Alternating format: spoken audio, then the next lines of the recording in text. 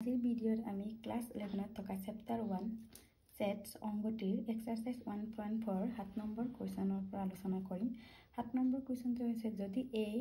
Equal x + x এটা স্বাভাৱিক সংখ্যা, b x + x এটা যুগ্ম সংখ্যা, c x এটা অযুগ্ম স্বাভাৱিক সংখ্যা, d এটা x এটা মৌলিক সংখ্যা হলে আমাৰ a ইন্টাৰসেকশন b a ইন্টাৰসেকশন c a ইন্টাৰসেকশন b b ইন্টাৰসেকশন c b ইন্টাৰসেকশন d c ইন্টাৰসেকশন d উলিয়াবলৈ কৈছে। এতিয়া আমাক প্ৰশ্নটো কি দি আছে, আমাৰ সংগতি গঠন পদ্ধতি লিখা আছে। তোমালোকে প্ৰথমে ইয়াক আমি তালিকাখন পদ্ধতি লিখিম দুষ্টাৰ ফৰ্মত। তেন্তে a ইকুৱেল কি দি আছে, x এটা স্বাভাৱিক সংখ্যা আছে আমাৰ যিটো আমি গণনা কৰিব পাৰোঁ। গণনা কৰা আটাইতকৈ সৰু সংখ্যাৰ পৰা আমি ক'ৰ পৰা গণনা কৰোঁ 1। এইকেইটাই আমাৰ স্বাভাৱিক সংখ্যা, আমিতো লিখি শেষ কৰিব নোৱাৰোঁ, এইকাৰণে আমি ডট ডট দিছোঁ। আকৌ b এটা আমাৰ যুগ্ম সংখ্যা। যুগ্ম সংখ্যা মানে যিকেইটা সংখ্যা আমাৰ 2ৰে বিভাজ্য হয়, যেনে 2 4 6 8 তেনেকৈ আমাৰ ইনফাইনাইট নম্বৰ আছে। আকৌ c টো হৈছে অযুগ্ম স্বাভাৱিক সংখ্যা, অযুগ্ম যিটো আমি 2ৰে বিভাজ্য কৰিব নোৱাৰোঁ, যেনে 1 3 5 7 9 তেনেকৈ। আকৌ d টো হৈছে এটা মৌলিক সংখ্যা মানে যাৰ ফেক্টৰ আমাৰ অকল 1ৰে আমি বিভাজ্য কৰিব পাৰোঁ। এইটো হৈছে আমাৰ আটাইতকৈ সৰু মৌলিক সংখ্যাটো হৈছে প্ৰাইম নম্বৰটো হৈছে আমাৰ 2। 2ৰ পিছত আমাৰ 3 আহিব আৰু যাৰ উৎপাদক নিজে হয় এইটো হৈছে আমাৰ মৌলিক। আকৌ 5 7 11 তেনেকৈ আমি শেষ কৰিব নোৱাৰাৰ কাৰণে আমি তেনেকৈ আমি ইনফাইনাইট নম্বৰ থকাৰ কাৰণে, অসীম সংখ্যা থকাৰ কাৰণে আমি ডট ডট দিছোঁ। এতিয়া আমাক উলিয়াবলৈ কৈছে প্ৰথমটো প্ৰশ্ন a ইন্টাৰসেকশন b। এতিয়া a ৰ মান কিমান আমাৰ 1 2 3 4। আকৌ ইন্টাৰসেকশন b ৰ মান কিমান আছে 2 4 6 8। এতিয়া ইন্টাৰসেকশন বা ছেদন বুলি ক'লে আমাৰ কি হয়, a আৰু b যিটো কমন হৈছে, যিটো মিলি আছে, এইটোৱে আমাৰ ইন্টাৰসেকশন বা ছেদন। এতিয়া চোৱাচোন এইটোত আমাৰ কোনটো মিলি আছে, আমাৰ 2 4 আমাৰ যুগ্ম সংখ্যাখিনি মিলি আছে, তেনেহ'লে কি হ'ব 2 4 6 8 তেনেকৈ। আমি 2 4 6 আমি কি পাইছিলোঁ b, তোমালোকে ইয়াত b লিখিব পাৰা, নিলিখিলেও হয়, একো নহয় বাৰু। এইটোৱে আমাৰ এনচাৰটো বা লিখি দিম ক'লে আমাক 2 4 6 8টো কাৰ সমান, আমাৰ b ৰ সমান, এনেকৈ আমি b লিখি দিব পাৰোঁগৈ। তোমালোকৰ কথা, যেনেকৈ তোমালোকে সুবিধা পোৱা লিখিলে হ'ল। 2 নম্বৰটো হৈছে আমাৰ a ইন্টাৰসেকশন c। এতিয়া আমি a ৰ মান বহালোঁ, a ৰ মান কি আছিলে 1 2 3 4। আকৌ ইন্টাৰসেকশন c ৰ মান আকৌ কি হয় আমাৰ 1 3 5 7 9 মানে অযুগ্ম সংখ্যাখিনি। তেন্তে ইয়াত মিলি থকাটো কোনটো, আমাৰ অযুগ্ম সংখ্যাখিনি মিলি আছে, তেনেহ'লে অযুগ্ম সংখ্যাকেইটা কোনকেইটা আমাৰ 1 3 5 7 9। এইটো আকৌ আমাৰ কি হয় c। তোমালোকে ইয়াত c লিখিব পাৰা, তোমালোকৰ কথা।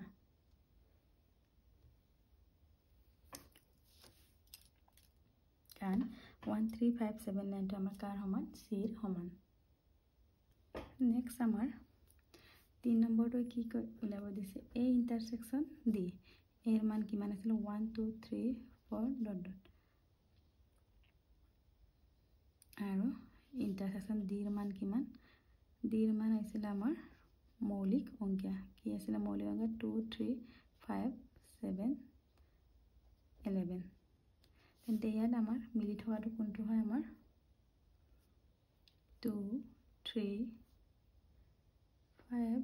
7 11 13। তেনে এইটো আমি কি পালোঁ 2 3 5 7 11 13টো আমাৰ মৌলিক সংখ্যা। মৌলিক সংখ্যা কি কোনটো আছিলে আমাৰ d। তোমালোকে দিও লিখিব পাৰা বা এনেকৈ থ'লেও হ'ব, মই এনেকৈ থৈ দিছোঁ। আকৌ 4 নম্বৰটো কি কৈছে,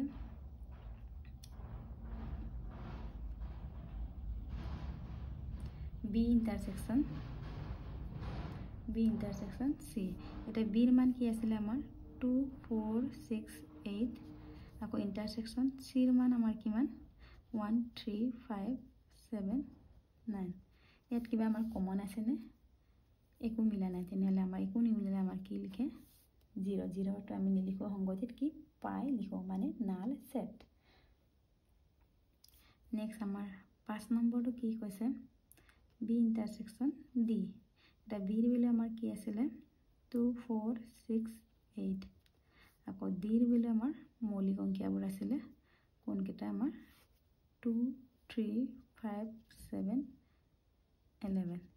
এর আমার কোনটো মিলি আছে অকল আমার 2 টো মিলি আছে এনেলে আমার आंसरটো কি হবে আমার 2 এতিয়া নেক্সট আমার 6 নম্বরটো কি কইছে C ইন্টারসেকশন D এটা C এর ভ্যালু আমার কি আছিল 1 3 5 7 9 আকৌ ইন্টারসেকশন D এর ভ্যালু আমার কি 2 3 5 7 11 এতে আমার মিলি থাকাটো কোনটো আমার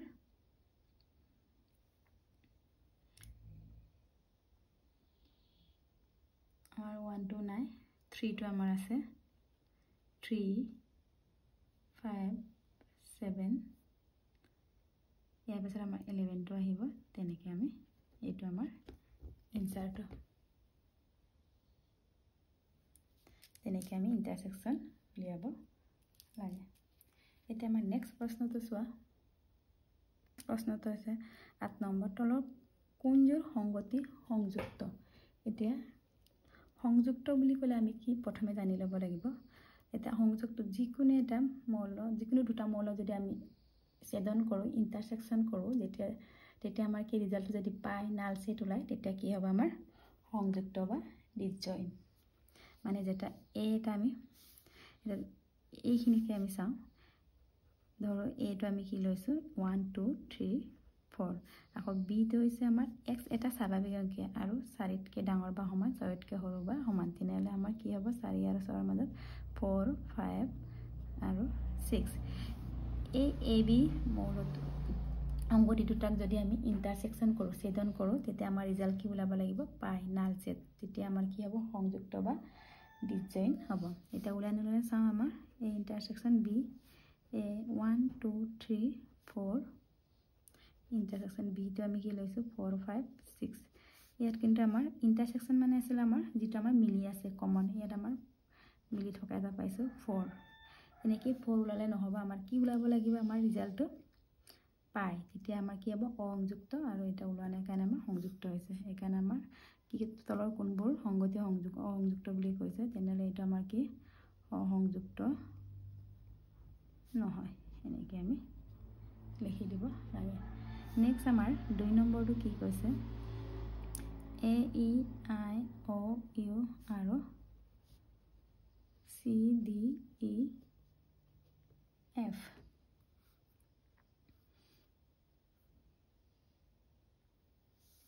এতিয়া চোৱা আমাৰ এইখিনি এ ধৰি লওঁ সলিউশন এ ইকুয়াল আমাৰ কি এ ই I O U আকৌ B আমাৰ কি এটো লওঁ C D E F তেনেলা A ইন্টাৰসেকশন B কৰিলে কিমান পাম চা A E I O O আকৌ B আমাৰ কি C D E F তেনেলে ইয়াৰ ইন্টাৰসেকশনটো আমাৰ মিলি থকা কবত আছে নে আছে কোনটো মিলি আছে আমাৰ ই টো তেনেলা আমাৰ এটো কি হ'ব সংযুক্ত সংগতি নহয় মনে ৰাখিবা আমাৰ কি হ'ব লাগিব ইন্টাৰসেকশন কৰি বা এ ইন্টাৰসেকশন কৰি আমাৰ নাল সেট এটো ওলাব লাগিব তেতিয়া আমাৰ কি হ'ব সংযুক্ত এটা নেক্সট 3 নম্বৰটো চাওঁ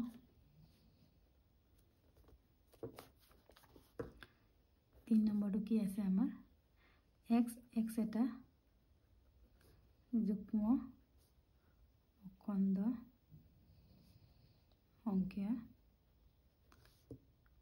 আৰু x x এটা অযুগ্ম অখণ্ড সংখ্যা এতিয়া আমি এটো সংগতি গঠন পদ্ধতিত আছে আমি তালিকাখন পদ্ধতিত প্ৰথমে লিখি লওঁ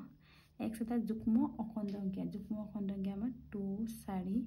6 তেনেকৈ গৈ থাকিব আকৌ b টো x এটা অযুগ্ম অখণ্ড সংখ্যা কি আছিল আমাৰ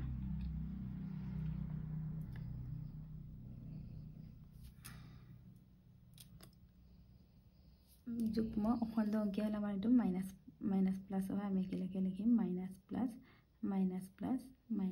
প্লাছ আকৌ বি এটা অযুগ্ম অখণ্ড অংকীয়া হ'লে আমাৰ কি হ'ব অযুগ্ম 1 হয় মাইনাছতো পৰে -1 মাইনাছ প্লাছ একেলগে লিখিম মাইনাছ প্লাছ অযুগ্ম 3 মাইনাছ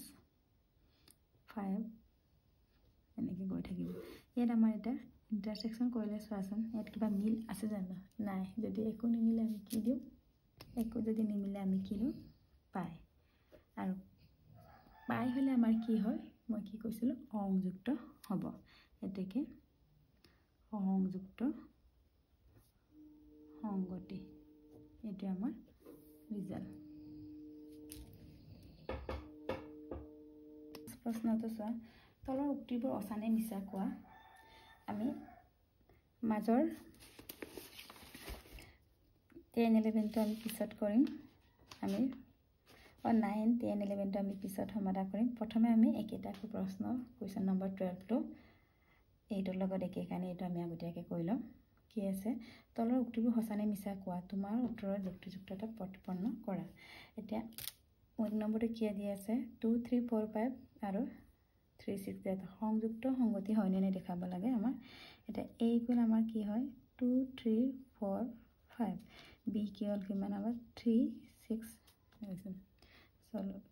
সলভ কৰি আমি ধৰি লৈছো এটো তেতিয়া আমাৰ অসংযুক্ত বুলি ক'লে আমি ইন্টাৰসেকশন কৰিছিল কিন্তু এই ইন্টাৰসেকশন বি আমাৰ চাচোন 2 3 4 5 ইন্টাৰসেকশন মানে আকৌ আমি এ বি মিলাটো তেনেহলে আমাৰ ইয়াত কিবা মিলি আছে নে আমাৰ 3 টো আছে দুই সাইডে তেনেহলে আমাৰ आंसर 3 হ'ল তেনেহলে আমাৰ কি কৈছে সংযুক্ত সংগতি নহয় কাৰণ সংযুক্ত সংগতি হ'বলৈ আমাৰ কি ৰিজাল্ট আমাৰ কি ওলাব লাগিছিল এ ইন্টাৰসেকশন বি পাই ওলাব লাগিছিল কিন্তু নাই লোৱা নট ইকুৱেল টু পাই এখানে আমাৰ এটা সংযুক্ত সংগতি নহয় এটাকে সংযুক্ত সংগতি নহয় এতিয়া ঠিক তেনেকৈ আমি 2 নম্বৰটো চাওঁ 2 নম্বৰটো কি কৈছে a i o u আৰু a b c d সংযুক্ত সংগতি হয় বুলি দেখাব লাগে এটোকে আমি তেনেকৈ ধৰো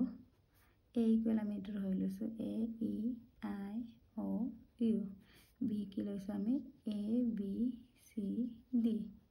তেতিয়া আমি a ইন্টাৰসেকশন b কৰিছা তেতিয়া চাচোন a ইন্টাৰসেকশন b a আৰু b মিলা কিবা আছে নে আছে কিটো আছে আমাৰ a টো আছে